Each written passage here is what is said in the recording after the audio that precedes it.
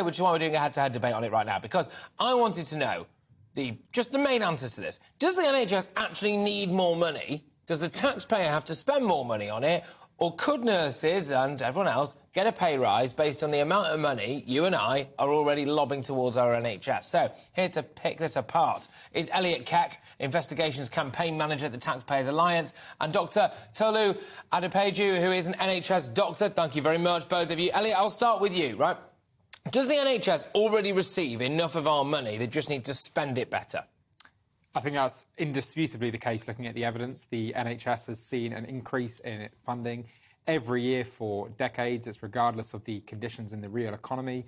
Its total spending on the NHS is up from 160 billion in 2010 to now 276 billion in 2022, and that's up by 50 billion since 2019. And we've just seen billions more announced in the autumn statement. So the very, very clear evidence that we have is that we're spending enough money. It's just not being used properly.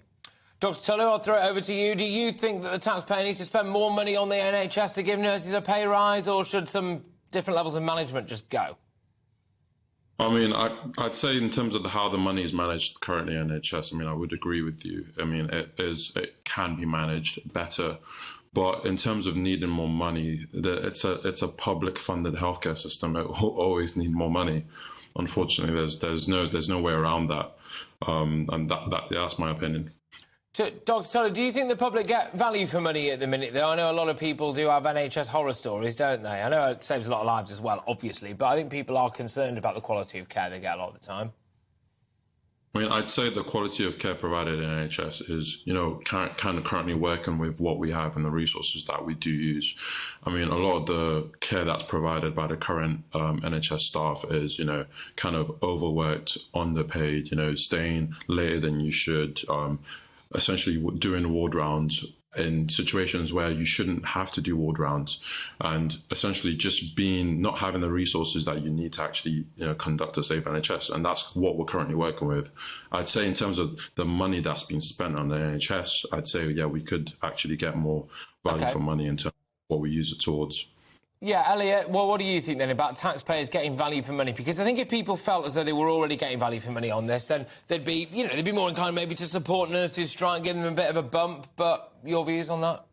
Well, listen, I don't think anybody doesn't want to see NHS nurses getting a pay rise. I think probably of all the public sector workers, they have one of the absolute strongest cases for getting a pay rise. And that's really up to the government and to the NHS to make sure that our funds are better used, because we have one of the highest spends on healthcare. We're not the absolute top, but we're not that far off. We're about sort of 10th in OECD countries, and yet we consistently perform near the bottom in terms of outcomes. So it's very, very clear when you look at the way that money is being used in the NHS that it is completely failing. And there's so many examples of waste that, for example, the Taxpayers Alliance uncovers week in, week out. Take 800 grand on gender neutral loos, 700 grand on internal staff magazines, or £1 million on staff networks. And this is a problem that is replicated right across the NHS. And until we get really, really serious with waste, I'm afraid nurses are going to be fighting for a pay rise year in, year out.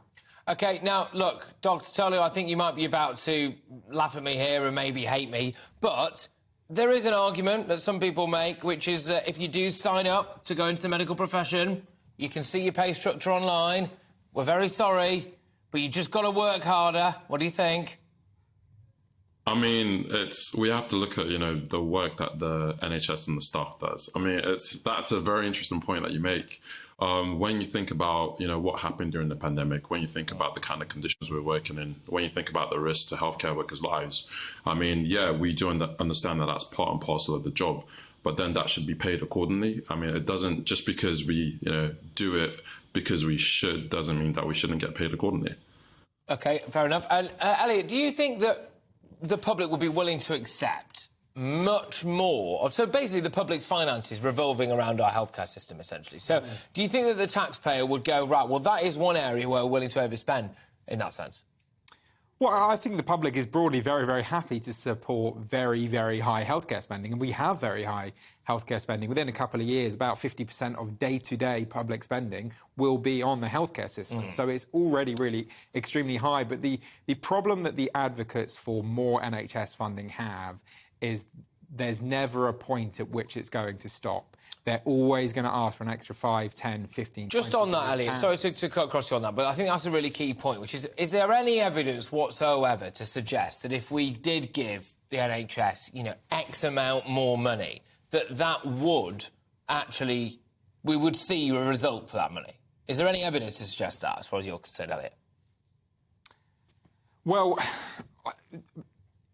if you look at other healthcare systems, they do much, much better and have much, much better outcomes with similar and even less public spending. Now, I'm not an expert on every single healthcare system in the world, and so I can't necessarily provide, any detailed analysis of which healthcare system is best. But what's absolutely clear, looking at the international comparisons, is that for the amount of money we spend, we have pretty poor outcomes. Okay. And so we do need to look at the way that the system is organised. Dr. Tully, I'm aware that one of the big issues is not just about pay, right? It is about recruitment and retention. Now, pay would have a bit to do with that. In your view, as an NHS doctor, do you think that if people were paid more, I'm being very broad here, being very general about it, if people were paid more, so nurses or yourself or whoever, they will be more inclined to tolerate the working conditions? Or do you think that both need to change no matter what? I'd say for a fact, if healthcare workers actually felt valued by the healthcare system in terms of how much we were being paid, how we were being treated, it's the ins and outs of working. It's trying to get your holiday on time, trying to get extra hours paid for, trying to do overtime and getting that paid for. It's all the basic day-to-day things that you wouldn't expect in other businesses, but unfortunately you do get in NHS. If that was paid accordingly, I'd say that the healthcare workers would be grateful and you'd see a drastic change in how the NHS runs. So it is, if we're being honest then, and just lastly on this, it is more about pay than conditions, right? It's both. The pay is directly proportional to conditions in terms of if you're getting paid a certain amount to do a certain job, then you're happier doing that job because at least then you're getting paid an adequate amount for it. Whereas if you're put in a situation where you're doing the job of 2-3 people and you essentially you can't cope, then who do you complain to? Fair enough. On that note, I am covering for Mark's 9 tonight, 8 till 9, so make sure people tune in for that. Thank you very much, both of you. Thoroughly enjoyed that discussion and great stuff. Dr. Tully, I'd love to have you back on again, actually. Thank you very much. I'll